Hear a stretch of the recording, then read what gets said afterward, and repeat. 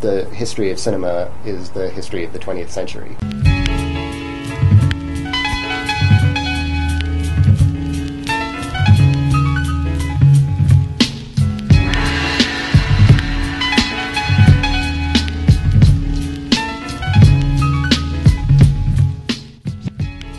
Because people who are interested in cinema are interested in cinema and resent the tendency to treat movies as pure entertainments, or or they resent the kind of dumbness that figures in so much sort of contemporary Hollywood-style filmmaking. There's this tendency to create hierarchies of value for movies, and I'm uncomfortable with that because I think one of the nice things about movies and about the sort of modernity that produce movies is that it calls into question the kind of universal aesthetic values that ground the notion that some art object can be good or bad.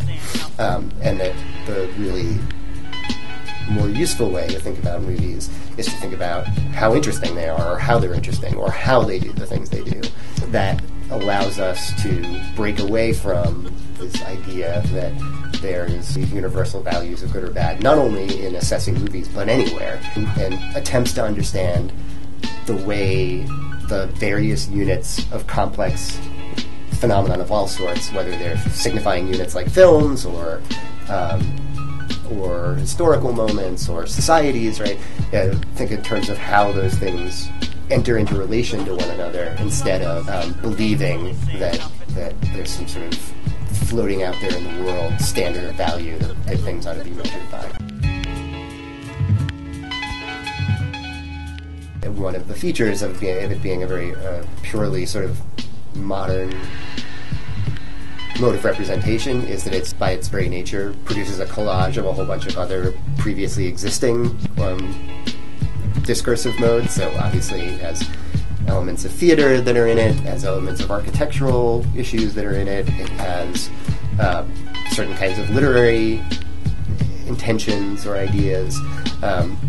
Cinema is a hybrid kind of medium already, so it does lend itself to thinking in terms of a whole bunch of other kinds of medium. And of course we all have different, it's really one of the interesting things about that is that people understand and connect to different sorts of things in cinema. So for example, I know painfully little about music, and therefore have like one of the sort of weak points in my own capacity to do film analysis is that I don't attend enough to the way music operates.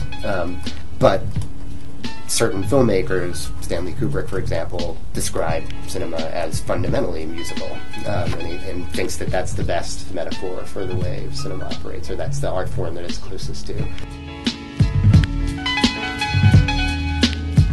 The tough MCs ain't really saying nothing. One of the compelling things about teaching cinema is that students from all these different areas can contribute to conversations about the way it works. And I think I hope studying cinema also prepares people to be able to think about these other things also. And of course, cinema is an accessible way to think about particular historical conjunctions, particular psychological concerns. You know, it's a medium with a broad enough view that a lot of different fields can intersect with cinema studies.